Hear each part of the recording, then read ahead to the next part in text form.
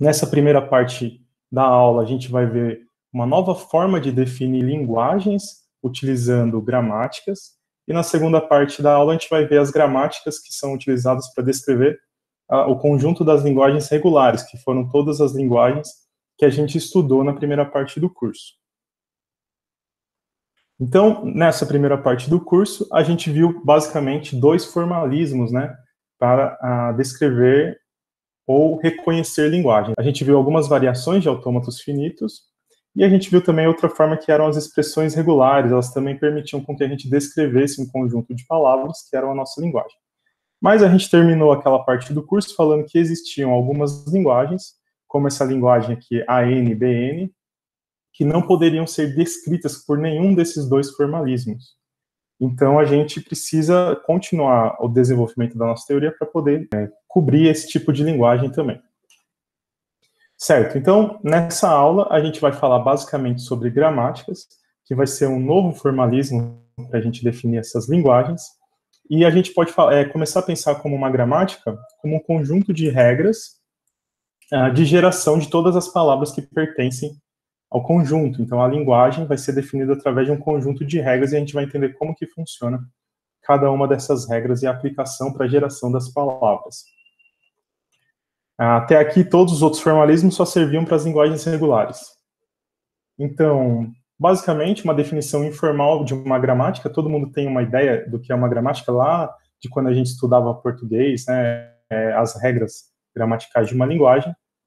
A gente pode pensar como sendo um conjunto, aqui mais uma vez, tem que ser finito, né, igual a gente tinha lá o autômato de estados finitos, aqui também o conjunto de regras precisa ser finito.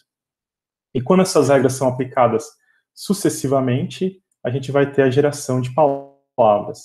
Então, a gente vai entender melhor como funciona isso daqui, mas começando o conceito aqui de gramática, a gente tem essa regra dizendo que essa variável S, ela pode gerar uma palavra, então a gente vai descrever assim, que S pode gerar uma palavra que contém o símbolo terminal A e outra variável S e o símbolo terminal B. Em seguida, a gente pode usar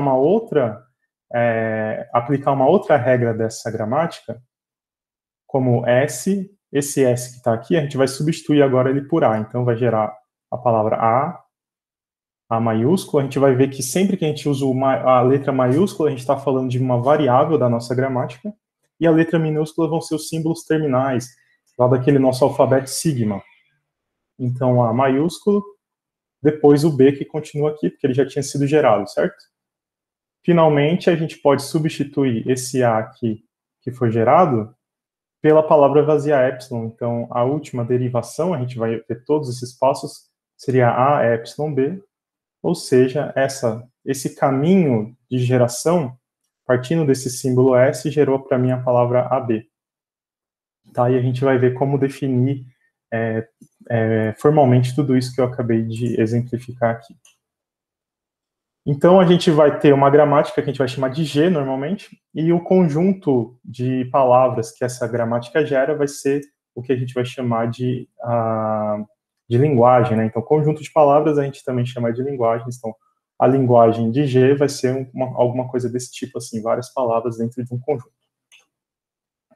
E a gente já viu esse conjunto antes aqui, na verdade, eu só apliquei uma vez essa regra S, mas se a gente tentasse aplicar mais de uma vez, a gente ia ver o seguinte, a gente ia ver S sendo substituído por A, S, B, e aí eu posso substituir de novo esse S aqui por essa produção. Então, a gente pode ter A, S, B, B. Percebam que o que a gente fez aqui foi pegar esse S e substituí-lo por essa palavra aqui, que é a produção, o lado direito da produção dessa gramática. E aí, depois, se a gente substituir esse S aqui por um A, vai ficar A por um A maiúsculo, né, que é um símbolo da gramática, o que a gente vai chamar de variável. A gente vai terminar com AA, epsilon, BB, que é igual à palavra AA, BB. A gente vai falar ainda melhor sobre isso na aula, mas a gente vai ver que essa gramática aqui gera exatamente aquela linguagem que a gente falou que não conseguia descrever nem com autômato e nem com expressão regular. Então, a linguagem dos A, N, BN, quando N é maior ou igual a zero. Beleza, vamos em frente, a gente já vai entender melhor. A motivação original, né, dessa descrição por gramáticas, ela vem do estudo das linguagens naturais. Aqui a gente tem um exemplo curto aqui de uma gramática da linguagem do inglês, onde a gente tem aqui todo mundo que está com esse símbolo de abre e fecha aqui, eles vão ser variáveis, ou seja, eles não são os símbolos terminais da minha sentença. Eu vou abreviar a sentença por S, então a gente tem que S pode gerar o quê? Uma frase com nome para cá, então NE, NP, e aqui um verbo, a parte do verbo da frase. Em seguida, eu posso vir aqui e substituir essa variável NP que eu criei aqui por um artigo seguido de um nome. Ou poderia usar só um nome. Nesse caso aqui eu vou usar um artigo e um nome, e o VP, que é a parte do verbo da frase em inglês, pode ser substituído por um verbo e depois por um adjetivo. Percebam que eu estou só abreviando para não ter que escrever tudo de novo. Eu estou só pegando sentence como S, non-phrase como NP e assim por diante. Mas o que é interessante é quando a gente chega aqui nas folhas dessa derivação, onde o artigo eu posso substituir pela palavra de, o nome eu posso escolher boy ou girl, então eu vou escolher aqui boy, e o verbo, eu só tenho um verbo nessa minha gramática, então não tem muita escolha, só is, e aqui eu posso escolher small ou big, tá, como adjetivo. Então, a inspiração para a geração das palavras, através de gramáticas, vem também da estrutura da linguagem natural. Esse modelo foi proposto primeiramente para estudo de linguagens naturais, mas mais tarde viu-se que ele se aplicava muito bem para gramáticas que descreviam linguagens artificiais, como as linguagens de programação. Então, a gente vai comentar ao longo da aula que uma das grandes aplicações que existem para a geração de gramáticas são a etapa de compilação de uma linguagem de programação.